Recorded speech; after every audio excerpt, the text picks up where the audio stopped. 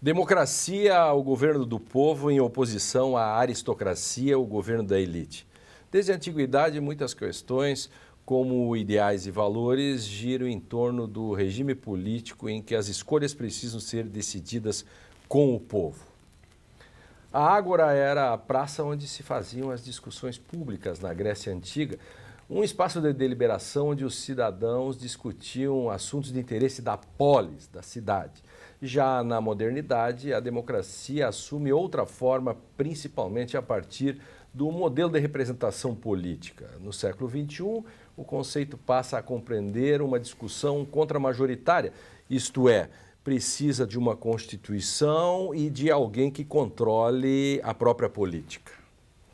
Mas quais são os sentidos da democracia? Qual é a relação com o direito, a importância na atualidade? E quais os principais desafios da democracia constitucional no Brasil?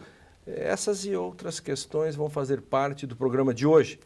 Começa agora o Direito e Literatura.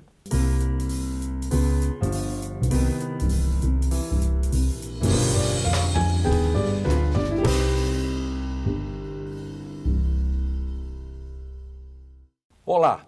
Para tentar entender assuntos do direito e da sociedade contemporânea por meio de obras literárias, o programa recebe toda semana convidados de várias áreas do conhecimento para uma hora de debate. No Direito e Literatura de hoje, que tem o apoio do Programa de Pós-Graduação em Direito da Unicinos, vamos discutir o tema O Valor da Democracia. E para isso recebemos no estúdio Francisco Marshall, professor de História da Universidade Federal do Rio Grande do Sul, Catherine Rosenfield, professora de Letras e de Filosofia da Universidade Federal do Rio Grande do Sul, e André Caran Trindade, professor de Direito da IMED. Sejam bem-vindos.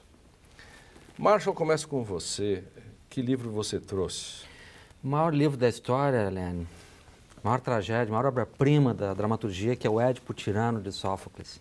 Entre outros temas fortíssimos, ali está um tema político, a soberania.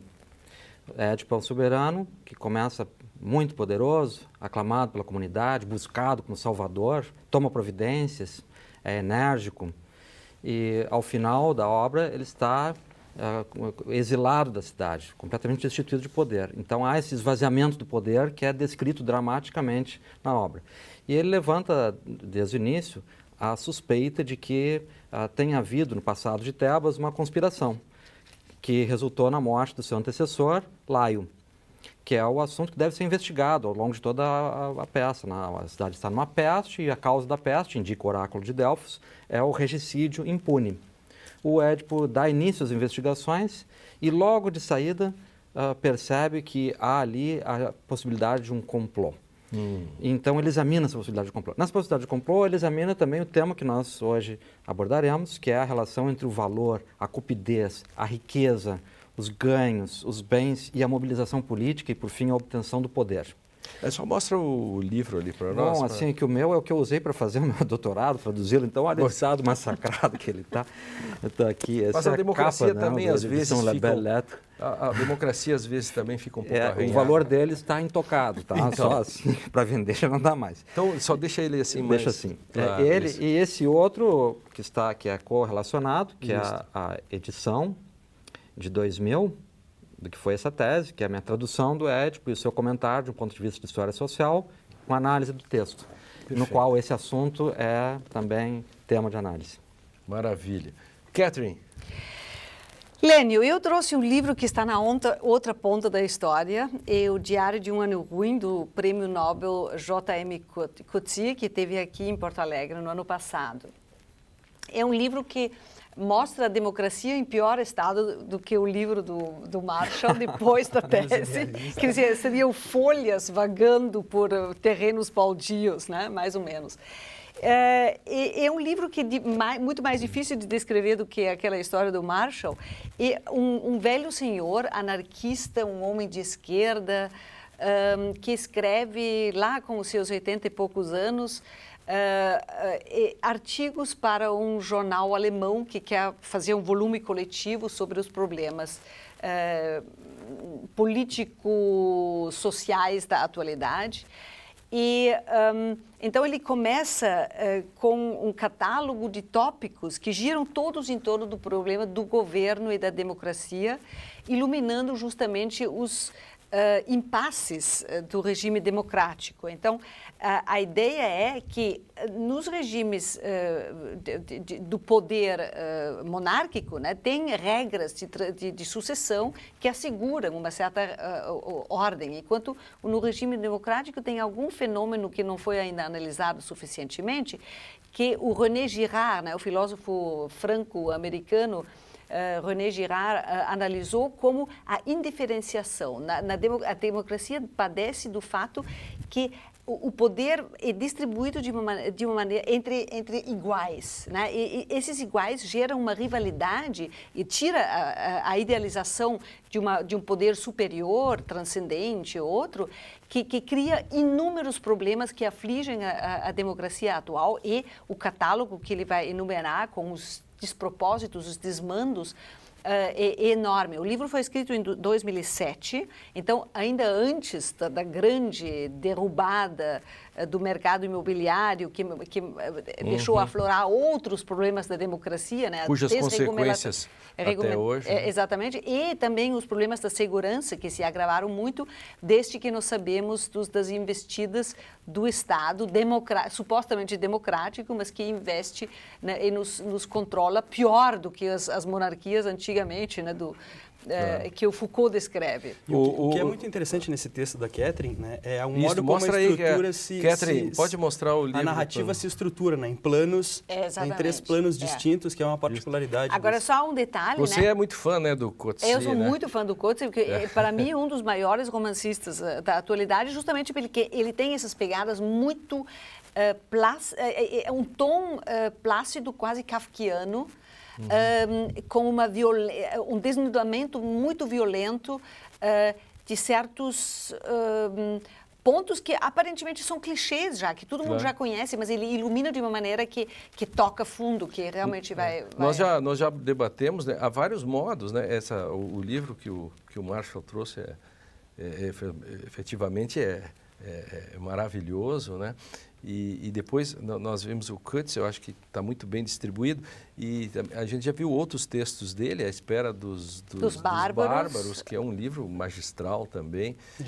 Desonra também. E André, nessa linha, você trouxe o quê? Com uma coincidência, terminei ficando entre os gregos do Marshall e o mais contemporâneo de todos, que é o Coetzee. O meu texto é um texto também relativamente recente, mas que coloca em xeque, o Saramago, ensaio sobre a lucidez, coloca em xeque a democracia, que seria a democracia dos modernos.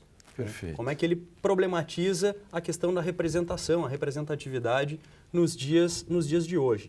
É um texto que tem 10 anos, um livro de 2004, cuja história é relativamente conhecida, sobretudo em face da intersecção que esse texto, o ensaio sobre a lucidez, mantém com o ensaio sobre a cegueira, uma das obras mais conhecidas do Saramago.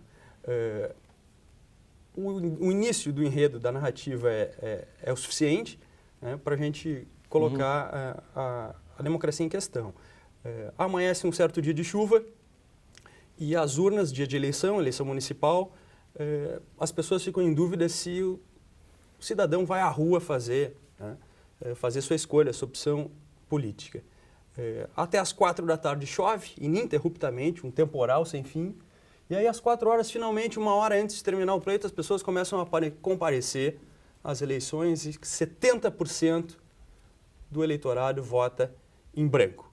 Isso é a primeira eleição, que tinha só 3 partidos, o partido do meio, o partido de direita e o partido de esquerda. É como ele nomina. Isso não tem lugar, significa uma coisa típica do Saramago, pode ser em qualquer lugar.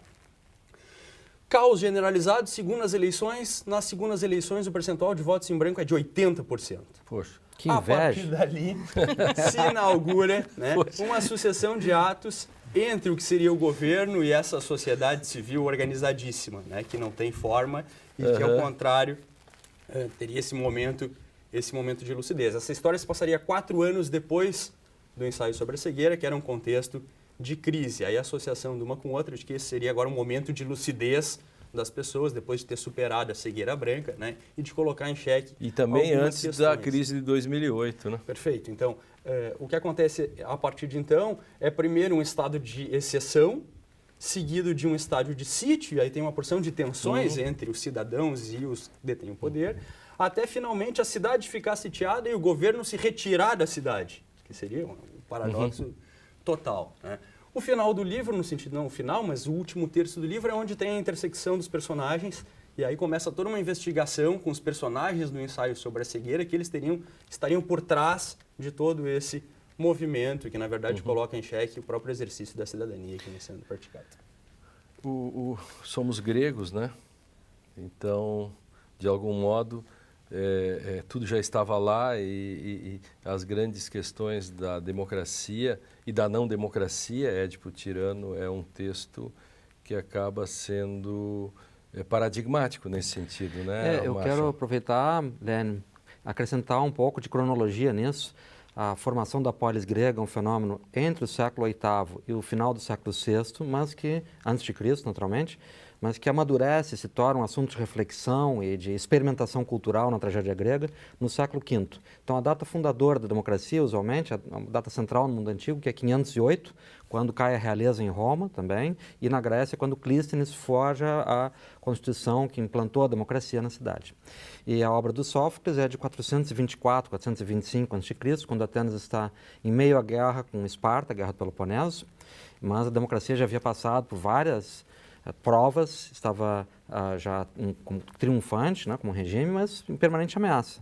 Então, a tragédia grega examina, sim, as tensões que há na constituição desse desafio, que a Catherine pegou muito bem na reflexão do Girard, e que aparece também nesse problema que o Saramago levanta, e que eu acho que quem bem formula isso é o Marcel Gauchet, essa ideia de que a heteronomia, o poder projetado para fora, em última instância, que é a criação do Estado, é também uma solução para que a violência interna na partilha igualitária do poder não extermine com a sociedade, né?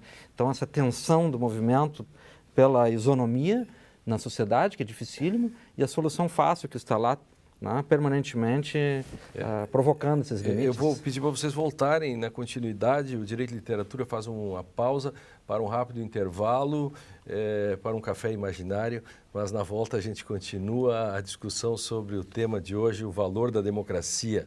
No próximo bloco vamos falar sobre as mudanças da democracia com o passar dos séculos e o modo como ela é retratada pela literatura. Nós já voltamos um instantinho só.